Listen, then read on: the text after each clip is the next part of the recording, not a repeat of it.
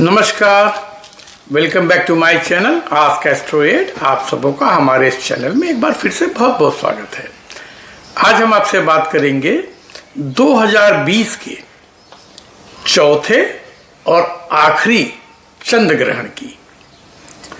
देखिए, चंद्र ग्रहण जो है ये बहुत ही महत्वपूर्ण होता है, क्योंकि इसके प्रभाव, हालांकि किसी भी ग्रहण के प्रभाव कभी भी शास्त्रों के द्वारा अच्छे नहीं माने गए हैं। इनका कुछ न कुछ दुष्प्रभाव हर जगह होता है। और ये जो ग्रहण है ये इस बार वृष राशि में और रोहिणी नक्षत्र में पड़ रहा है। कई सौ सालों के बाद में एक ऐसा योग बना है जिसके वजह से ये ग्रहण विशेषतः बहुत ही महत्वपूर्ण हो गया है। और देखिए, ग्रहण होता है राहु के चंद्रमा को ग्रसने से, ऐसा हमारी अपनी मान्यता है। तो इसका दुष्प्रभाव कैसे और कब हम दूर कर सकते हैं, हम आज उसके बारे में आपसे चर्चा करेंगे। ये जो ग्रहण है ये 30 नवंबर 2020 को ये पड़ेगा और भारत में ये 1:02 पे दोपहर को अपराह्न PM ये शुरू होगा और इसका मध्यकाल जो है वो 3:12 में होगा और उसके बाद में इसका मोक्ष जो है वो 5:23 पे होगा। ऑस्ट्रेलिया में ये शुरू होगा 7:20 शाम को और ये मध्य में पहुंचेगा 8:42 रात्रि को और 10:53 10:53 को ये मोक्ष होगा, अर्थात ग्रहण खत्म होगा। अब हमें क्या करना चाहिए इस ग्रहण में? देखिए, चंद्र ग्रहण की एक बड़ी खास बात होती है कि जब भी चंद्र ग्रहण आता है इसके 15 दिन पहले या 15 दिन बाद सूर्य ग्रहण जरूर आता है। एक बहुत खास चीज है ये। और जब भी 2-3 ग्रहण की एक साथ युति होती है तो वो थोड़ा सा मारक हो जाता है, वो दिक्कत करता है हमारे लाइफ में, हमारे जीवन में। ये कुछ न कुछ ये समस्याएं खड़ी करता है। तो हमको उससे बचने के लिए क्या करना चाहिए? छोटे छोटे उपाय होते हैं। अगर आप वो सावधानियां या उपाय आप कर लेंगे तो आप बिल्कुल सुरक्षित रहेंगे, ठीक रहेंगे। नहीं तो हमें पता नहीं लगता है और हम ये सोचते रहिए परेशानी क्यों आई, ये हमें क्यों दिक्कत हो रही है, ऐसा क्या हुआ है। तो ये सारी चीजें हैं। इस चंद्र ग्रहण का एक हम आपको उदाहरण दे दें। आज भारतवर्ष में सब जगह चर्चा का विषय है महाराष्ट्र सरकार और रिपब्लिक टीवी के बीच का ये तनातनी। देखिए, अर्णव गोस्वामी जो रिपब्लिक भारत के सर्वे सर्वा हैं, इनकी कुंडली के हिसाब से ये चंद्र ग्रहण इनको ठीक नहीं है, क्योंकि देखिए ये फ्लो में है। जो समाचार होते हैं ये फ्लो में होते हैं। आप देखिए, सभी समाचार वाले परेशान तो वही हैं, कुछ जान बचाने के उसमें लगे हैं, कुछ हैं। लेकिन अर्णव गोस्वामी के साथ में जो हो रहा है, इस ग्रहण का प्रभाव है, ऐसा मेरा मानना है। और साथ में मेरा कैलकुलेशन ये भी है, न अर्णव गोस्वामी को कोई आत्महत्या करने पर मजबूर कर सकता है, न उसकी जान को खतरा है। वो बाउंस बैक करेंगे और बड़ी जोर से करेंगे। और याद रखिएगा, भौतिकी का नियम है, each action has equal and opposite reaction. और ये जो रिएक्शन होगा अर्णव गोस्वामी का, जितने लोग आज जिनका अपर हैंड है या जो उनको परेशान करने में शामिल हैं, ये सब बड़ी दुर्गति को प्राप्त होंगे और ये वापस चमकते सूर्य की तरह से ये फिर से चमकेंगे। आप हमारी बात को लिख के रख लीजिए। रिपब्लिक टीवी का कोई बाल बांका भी नहीं कर पाएगा। याद रखिएगा, जब आंधी चलती है तो जमीन की धूल भी जोड़ के मंदिर के कलश को ढक लेती है, लेकिन जब आंधी खत्म होती है, आंधी हमेशा नहीं चल सकती है। ये अपने कर्मों को है, ये ग्रहण का है, असर, तो हर एक व्यक्ति के जीवन में ग्रहण कुछ न कुछ इंपैक्ट डालते हैं। अब ये ग्रहण जो है हमारे वहां जो असर करेंगे सबको करेंगे। ये अमेरिका से लेकर के यूरोप, अफ्रीका, भारतवर्ष, एशिया के अन्य देश, प्रशांत महासागर, कुछ हिस्सा हिंद महासागर का और ऑस्ट्रेलिया, यहां पर ये विजिबल है।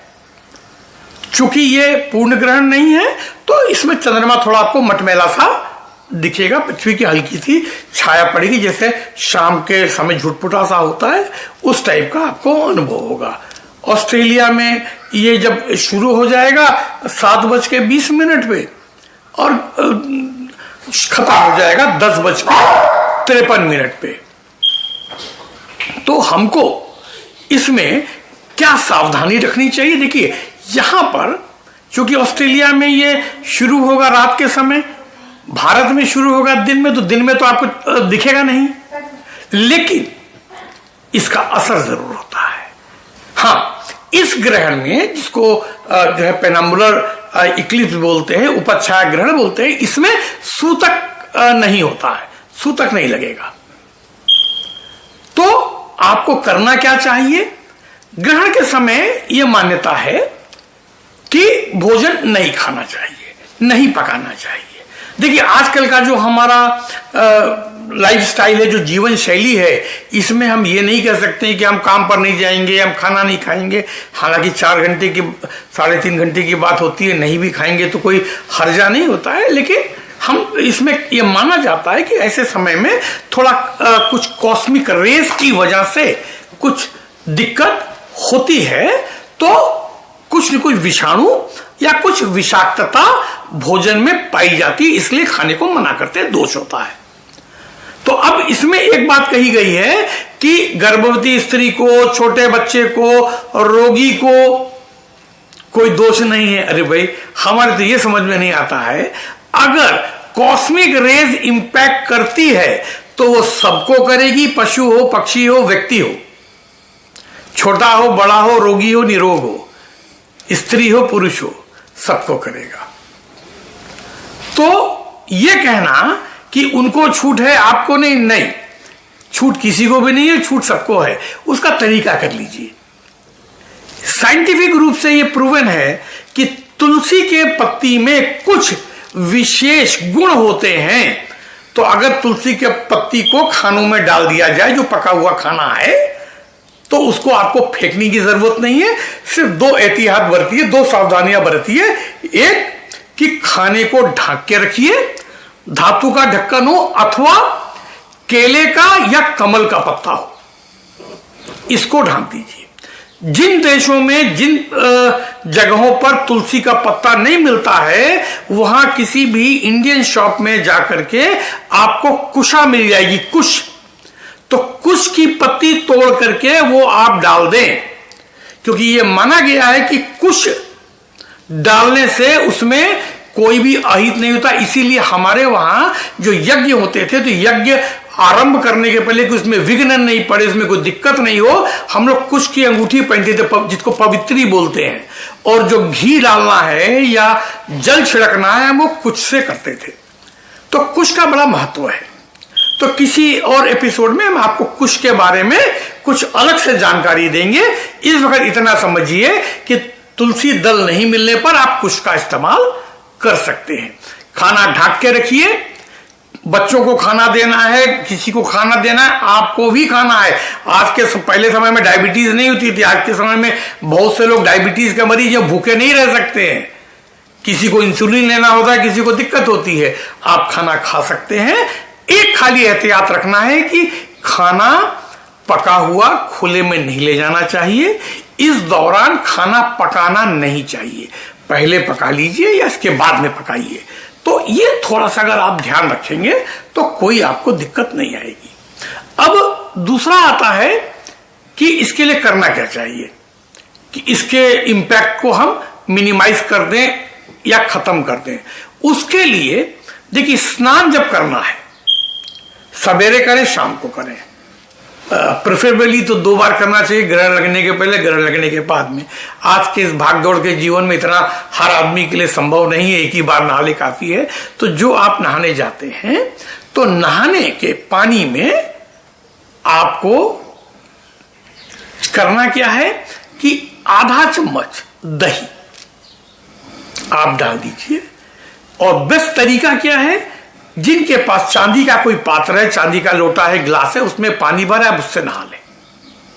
चांदी का पात्र नहीं है कोई बात नहीं है, अगर कोई चांदी का सिक्का है तो उसका नहाने के पानी में डाल दें।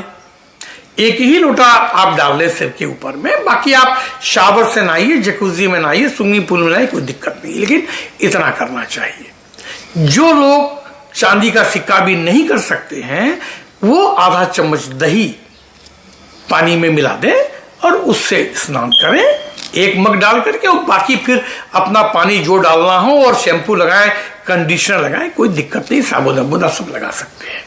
एक तो ये काम करना है। दूसरा, ग्रहण काल में दान का बहुत महत्व है।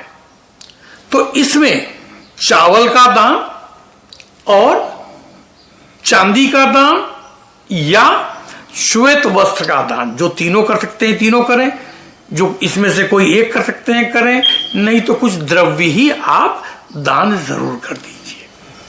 पैसा निकाल कर रख लीजिए, उस दिन कोई नहीं मिलता है, किसी और दिन मिल जाए आप दे दीजिए, पैसा जरूर निकाल दीजिए।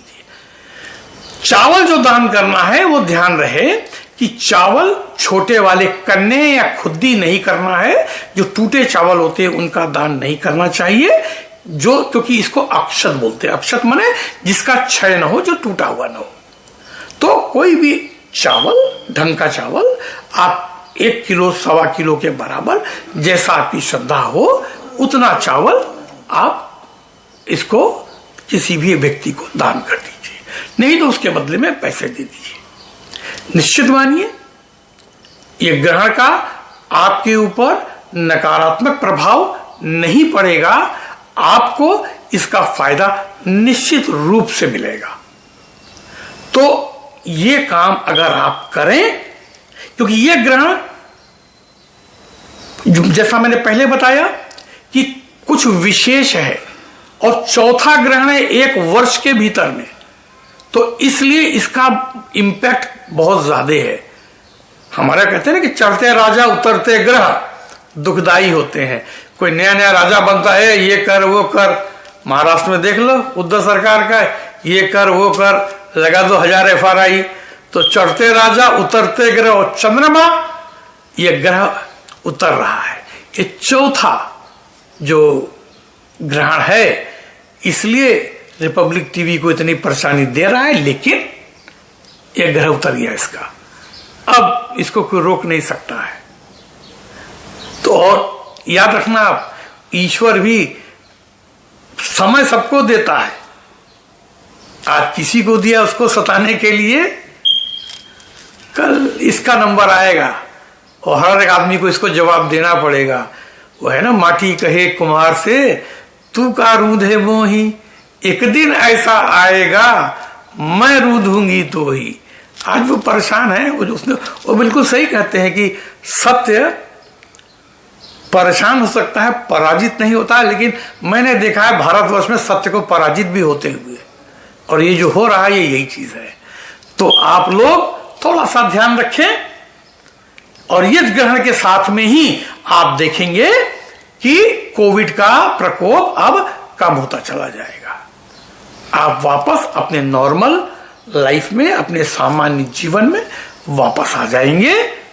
तो सुखी रहिए, स्वस्थ रहिए। मिलते हैं किसी एक और एपिसोड में। अगला जो सूर्य ग्रहण आ रहा है 14 दिसंबर को, उसके बारे में। तब तक आपसे आज्ञा लेते हैं। नमस्कार।